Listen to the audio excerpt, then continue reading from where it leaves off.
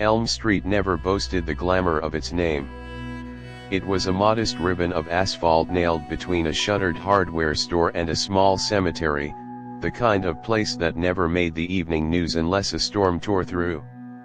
Number 117 sat midway down the block, a square-shouldered craftsman with peeling green paint and a porch that sagged like a mouth too tired to form a smile. The lawn was a scalped rectangle of crabgrass. A chain hung where a porch swing should have been. Most afternoons, a delivery truck coughed by, and the house trembled with the ordinary labor of a neighborhood that tried to be invisible. People said the house had good bones, as if that were comfort. Realtors liked its crown molding, the stubborn oak staircase, the original windows with their bubbled glass. The house had a way of insisting it was still livable. There was a smell in the foyer, yes, but old houses smelled the way old books did: dust, glue, something sweetly spoiled. You got used to it. If you stood in the kitchen at dusk, the river wind came up Elm and rattled the loose vent cover like a small applause. The basement, someone had carved tally marks into the joists, childish and precise, was dry even after rain. The door to the attic stuck only on humid days. Neighbors noticed that the porch light at 117 burned at odd hours. It would glow noon bright under a summer sun and die at night. Sometimes it hummed like a swallowed insect. The dog from 113 wouldn't step on the front walk, it tugged its leash until its owner crossed the street. At first, they said it was a squirrel in the walls or bad wiring or the way certain houses retain the traumas of their former owners like fingerprints. They lowered their voices when they used the phrase former owners, as if the house itself could overhear and take offense. One ordinary Thursday in late October, a moving van appeared. A single passenger car followed, a hatchback with a dented bumper. A man in his 30s got out, thin, pale in the way that comes from long office winters. He carried a blue folder with tabbed sections and a set of keys that looked cheap for how much they had cost him. He looked up at the house like a small actor summoned to a large stage. His name was Daniel. He didn't know that the bedroom windows were a fraction narrower than they had been last year. No one does, unless they measure. Inside, he stacked boxes in rooms that felt slightly mismeasured, as if each had been traced from memory rather than blueprint. The realtor had promised quiet. Elm Street was quiet. It was so quiet that when the kitchen clock stopped, the house made a sound like breathing. On the first night, Daniel slept on a mattress on the floor in the front bedroom. The ceiling fan turned lazily in the late heat. Through the bubbled glass, the cemetery stones were pale teeth under the moon. A reasonable man can live anywhere, he thought. A reasonable house can be made to love you if you feed it money and patience. The house listened. The porch light came on at noon the next day and would not turn off. When Daniel unscrewed the bulb, the socket remained bright, a pale ring like an irritated eye. The house felt heavier the second week, like a sleeping body sharing the bed. I told myself it was my routine coming back: coffee, emails, the way I hum when I read contracts aloud, but the air had the texture of breath.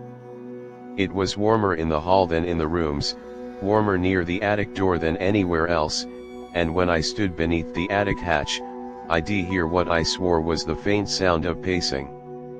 Not footsteps exactly, more like the rub of something soft dragging along boards, a patient friction.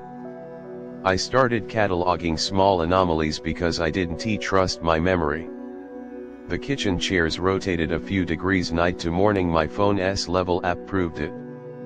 The bathroom mirror fogged in a perfect oval that matched the circumference of my face, even when I didn't shower. The tally marks in the basement weren't random, they clustered in sets of 7, but the 7th line was always shorter, as if made by a tired hand. I took photographs. In each one, there was an additional smudge near the bottom of the frame, gray as breath on glass, and it was moving left to right from photo to photo like it had somewhere to be. I told a friend, and he said isolation plays tricks. "You're nesting," he said. "Houses hate being empty. They hiss a little. Don't listen." So I bought a radio and left it playing low. That night the radio found a station that wasn't on the dial. There were no voices, only a metronomic click, slower than a heartbeat. The click stopped when I put my ear to the wall and started again when I pulled away, as if my skull interrupted it. Sleep retreated like an animal that sees a trap. I took to wandering the house at night. I learned its arguments, the stare that cried when I lifted my foot, the groan in the pantry door's hinge that folded into a sigh. I told myself the house was speaking a language of wood and heat, but it started using mine. At 3 in the morning, halfway between waking and drowning, I heard someone say my name from the attic. Not a shout, more a swallowed call, as if the speaker had learned speech by watching a mouth move underwater. I pulled the attic hatch down. The ladder slid and shivered. Warm air, wet-breathed, poured over my face. It smelled like when you take the bandage off a wound that healed without air. I climbed. The attic had a single window like a cataract. Boxes from former owners sat like tombs, taped shut and sweating. The floorboards were the ribcage of the house. At the center of the room, something had been dragged until it created a shallow trough, a long, reluctant wound in the wood. I followed it to the eaves where the boards narrowed. The trough ended at a small door, an access panel the size of a child. Someone had painted it the color of the wall. It would have been easy to miss if the paint hadn't warped around it like skin puckered around a scar. I pressed my palm to it. The wood was hot. It clicked my name's rhythm and popped open an inch. I could smell river silt. I could smell hair. I reached into my pocket and found a key I didn't recognize, small and plain, unmarked, the color of old teeth. I don't remember finding it. I only remember that my hand already knew the angle. The key fit the unseen lock behind the door as if locks and keys were invented to bless this exact marriage. The panel opened onto a crawl space. It shouldn't have been large, not with the pitch of the roof, but depth does not belong to geometry in old houses, it belongs to intention. My phone light barely touched the far end. The walls inside were bandaged with newspapers, page after page glued and overlapped, the headlines mummified. I peeled one free with a sound like old chewing, a clipping about Elm Street residents complaining of odors. Another about an unsolved disappearance, a teenage girl last seen leaving 117 in 1998 with a friend whose name had been blacked out. I crawled inside. The floor was not wood, not exactly. It gave minutely under my knees, something laminated with age and pressure. When I angled the light the right way, the surface flashed a damp sheen. I don't know when I realized I was moving downhill. The rhythm began again, the click from the radio, from the socket, from the hall, open, close, open, close. With each click, the air ballooned against my face and then withdrew, like a mouth practicing a word. I whispered my own name to anchor myself. The crawl space whispered it back, getting the vowels almost right, as if the house had worn my name like a pebble in its mouth until the edges rounded. My hand hit a tin box. Inside were Polaroids, people standing on the porch, in the foyer, in the kitchen. All their faces were slightly turned away, as if reluctant to be entirely present. The last photos were of rooms empty except for impressions in couch cushions, dents in mattresses, the echo of a settling body. The final photo was a close-up of the attic access panel from the inside. In the corner of the frame, a gray width, veined and thick, like the inside of a cheek. I should have left. But compulsion is not a loud thing. It is a hand on the back of your neck, a gentle pressure saying there is one more step and then one more. The crawl space became a throat, the papers on the walls a plaque of names and dates chewed to paste. My light found marks like tally lines, but they weren't cut, they'd been worn by friction, as if something with patience as old as wood had rubbed against them for years in slow prayer. When the floor shifted, it did so without warning. My knees sank. The surface widened around me with an almost sexual sigh. It was not wood at all. It was layers, hair, linens, newspaper, dry skin, all of it pressed and exhaled and warmed by the house's blood. My forearms vanished up to the elbow before panic returned to me like a borrowed thing. I pushed back and the floor made a soft disappointed sound, the sound a parent makes when a child refuses medicine.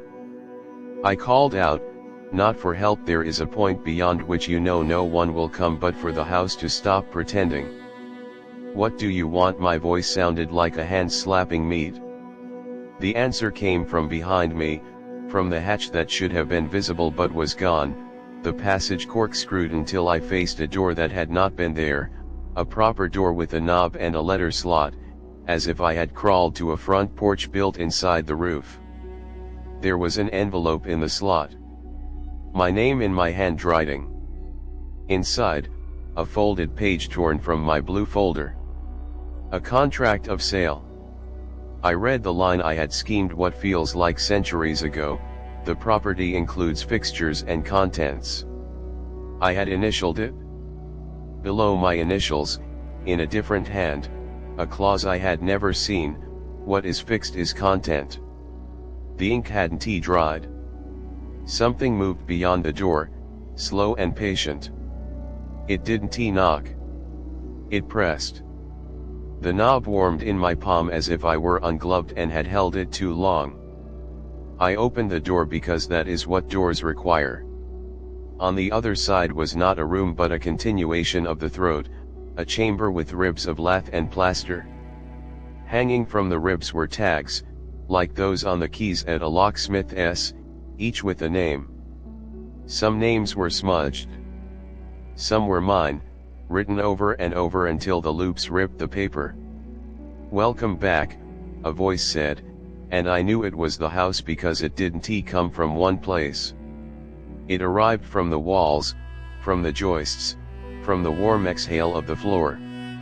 It was not a voice you hear, it was a choice your bones make about resonance. I said, "Back," and it laughed, a dry timber, a leaf dragged against teeth. The house learned me quickly. It used the photos against me. I saw myself in the Polaroids where I had never been, blurred, my head a smear like a moth struck mid-flight. I heard the pacing I had heard for days, and now I could place the sound, fingernails gently combing hair. I felt hands, no, not hands, the idea of hands on the back of my neck, guiding me down to the floor, the mattress of layers, the soft bed where I could rest and feed the joists my heat. It did not bite. It asked for consent with pressure and comfort. I gave it. Half of me was so grateful I wept. Under the house, something pulsed. Not a heart, the scale was wrong. A diaphragm, maybe, flexing. The house sighed and a draft fluttered the attic window shade, though the window had never been open. I remembered the neighbor's dog refusing the walk, the bulb that glowed without power. The house was not haunted.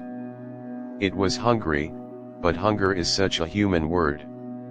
The house was a mouth that learned to keep the things it ate polite, intact, arranged in rooms. It preserved us in the posture of living so the neighbors could say, "He is adjusting well," when we stopped waving. In the chamber I found another door.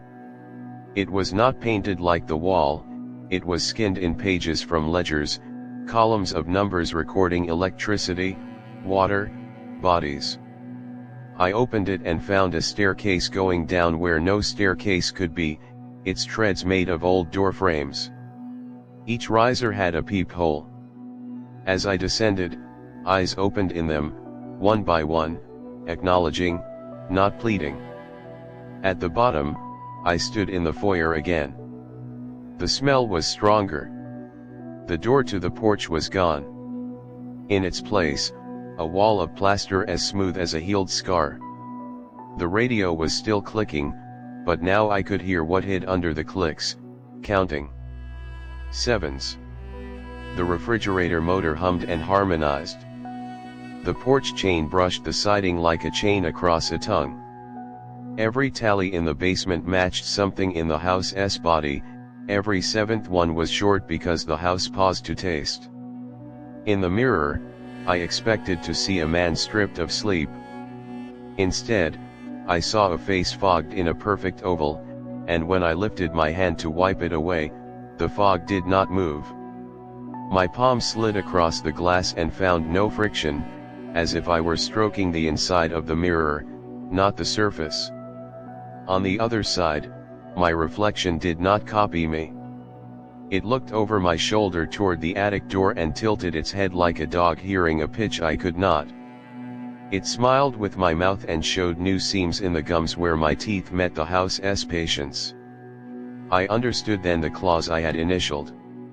What is fixed is content. I was a fixture now. Not furniture. Furniture can be moved. A fixture is bonded. You cut fixtures out with a saw, and even then, the scar dominates the room. The house had been adding fixtures for decades, cementing them into itself until we were weight-bearing. We warmed it. We kept it polite. Real story, the listing had said. Not like the movie. The joke had been sitting in plain sight. The real story of Elm Street is weather and taxes and neighbors and contracts you don't read because what could go wrong with crown molding? The real story is that a house is the most patient animal. It can wait through husbands, wives, tenants, winters. It can learn your name from the mail. It can mimic breath and then ask for yours. The last thing I write before this pen becomes a nail, when you hear pacing above you, it is not a ghost, it is an organ practicing its function. It is the house learning the difference between keeping and letting go. It is counting to 7 and slowing on the 7th, savoring. You reach the end of this and tell yourself it is fiction because you are civilized and because you need to sleep. You put your phone down, the blue light leaves the room like a tide. Your walls thicken in the dark. From the hallway, your hallway, with its rug you've been meaning to replace, comes the barely audible brush of something soft deciding whether to pass your door. It does not announce itself because you trained it not to, you asked your home to behave, and it learned. Your porch light hums even when it's off. You will know this soon. You will stand beneath your attic hatch tomorrow and feel the heat of old breath rising. And when you press your palm to the paint, it will be warm. You will tell yourself it is the hot water line and not an animal that measures time in lives. The house has already tried your name on its tongue. How else could the mail find you so fast? How else did the door stick for everyone except you? There is a key in your pocket you do not remember acquiring, small and plain, warm as if it has been held for a very long time. It belongs to a door you haven't yet decided to see. Leave tonight if you must. Take nothing heavy, weight is how it knows you. Walk past the refrigerator hum, past the radio's click that will pretend to be settling dust. Do not look in mirrors. Do not count. Counting is consent. Walk out to the street and don't look back until the wind muffles the house's sigh. If you stay, if even a fraction of you stays because you made the first payment or because you are reasonable or because you suspect you deserve to be kept, then when you wake to a fogged oval on the mirror and your name pronounced almost perfectly from above, understand this: what is fixed is content. When the house pauses on the 7th beat, it is tasting your breath. When it welcomes you back, it is not a lie. Listen. The chain on the porch is moving. No wind. No hand. Only the slow arc of something patient, teaching itself the length of your swing. You can go to the window now, if you want. Put your ear to the pane. There, that soft friction. Nails combing hair. It's practicing on the attic's old inventory so it won't startle you. It wants you calm. It wants to keep you polite. Do you hear it your house, right now, making the sound the radio found a click slower than your heart? Open, close, open, close. It has learned the shape of your sleep. It has learned the weight of your name. You have been living in its mouth this whole time. The moment you understood that, you became a fixture. Lean against the wall. Feel how it yields, almost imperceptibly, to cradle your shoulder. It will hold you until you cannot tell where you end. Now breathe in. Hold for 7. The house is holding with you. When you exhale, it will take what you let go and keep it warm behind the walls. Your warmth. Your good bones. Your real story.